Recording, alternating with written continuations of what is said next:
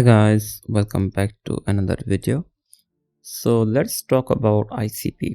It seems like that ICP has finally woken up and it's doing really well, as you can see. So this was a setup in my last video. I was hoping that we could see a really good breakout back in October, but it did not happen. It happened a bit late. The token or the coin started to perform really well as November arrived, as you can see here. Now again, this setup was really good one, I think, and as there was a massive breakout that was basically heating up, and finally it broke out and we have this pretty good move, I would say. Now as of now, I think the reason ICP could be struggling to go up, like it could be struggling to hit like $15 or even higher than that, is most likely due to overall market. Everything seems to be down. We have like Bitcoin, Ethereum, all of them went down, so there is like overall market pressure on the ICP, I would say. But again, the good thing as of now is that some of the capital from like Bitcoin, Ethereum, or even like I would say BNB, XRP, or even Solana could be like in the ICP as of now. That could also be fueling ICP as well, but ICP did have a lot of updates recently as well. So let's talk about those updates, and after that we'll look at its price. So first of all, they had this Caffeine app launch, as you can see here. So this is, I believe, a really big one. So basically it seems like that there is a pretty big hype around this app as well. Basically you can create an app for like just writing it, so chat to create, as you can see here. You can you do need to upgrade if you want more out of it, as you can see here. You do get some free credits, but again you do need more. If you do need more, you can just upgrade it as well here, as you can see here. Now another thing why the ICP has been like going up is most likely due to their blog that they posted around 1 day ago. The internet computer 2.0, definitely 2.0, and caffeine. So basically this is what they had like 1 day ago, as you can see. And in the last section, I won't be going like in total what they have said. You can just check that as well. But anyways, it is a really good read. But again, we'll just look at the last section. So they are optimizing network tokenomics for growth drive. So this is, I think, what like fueled this massive surge and this massive breakout, I believe. So basically they are like trying to reduce the inflation, and that is what they are working on as of now.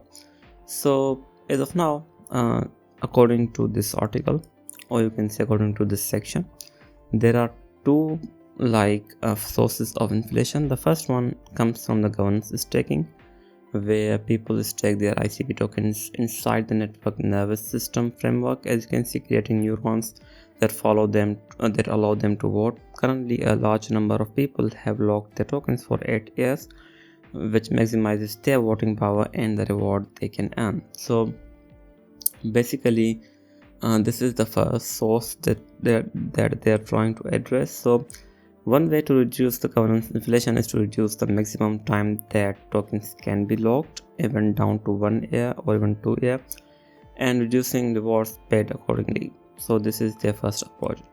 After that, the second source of inflation comes from the node providers who owns and operate the specialized node machine hardware from around the world that hosts the network.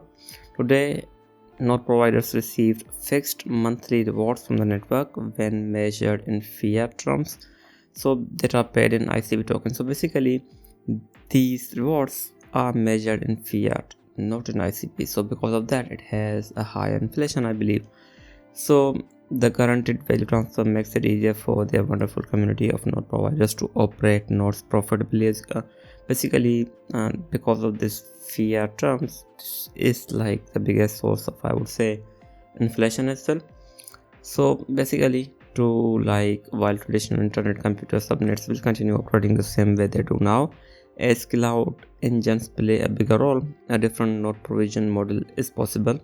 in which node providers don't receive guaranteed payments, so that's good, or receive smaller ones and must compete for their node to be chosen by the end user for inclusion into their engine. So I would say this could be a big W. So in this model, 80% of the ICP revenues generated by a cloud engine, calculated as the number of ICP tokens that would have to be transferred to create the cycles powering the engine, would be returned to the node providers, while 20% would be immediately burned. So they basically are implementing burn mechanism, I would say, and that seems to be the reason why the token has seen a massive surge, I would say.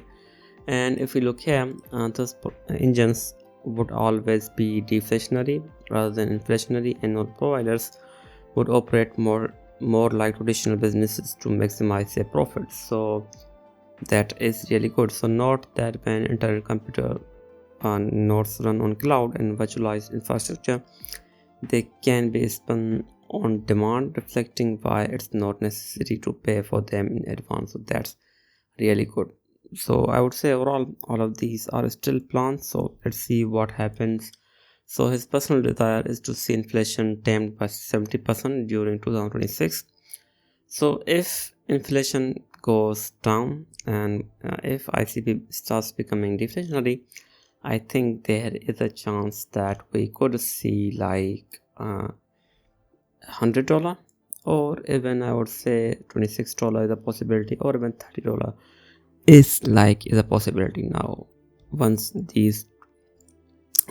everything like comes live. And I think this could be a really big one.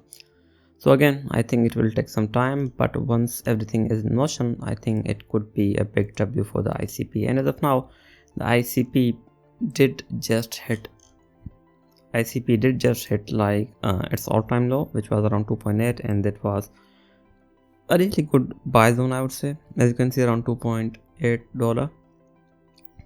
So the first reason was that there was a lot of like buy pressure here, and that basically because of that the ICP went up. After that we had this massive article, and that is most likely the reason why the ICP started to go up as well.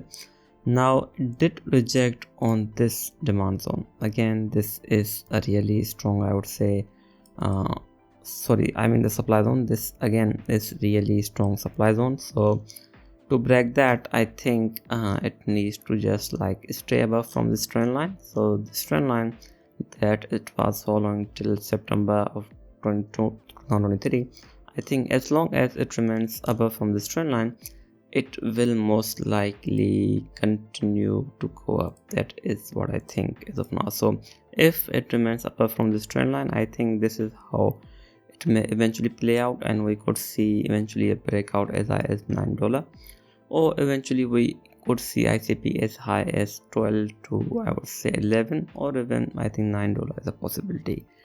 That is what I'm looking at. But again, I think to do that, it needs to hold this green trend line. If it breaks below it, we are most likely going back down. But again, as of now, overall market is going down, so it is hard to say whether it will hold or not. But again, if it hold this green trend line, I think ICP looks really good. If it doesn't, we'll most likely go back to that like 4 level or $4, and after that we could see again a pretty good surge as well. But again, as of now, I would like ICP to hold this green trend line, and once it does that, I think we are all set to go towards that like $9 range, or even like $10 range if it breaks above from $6.6.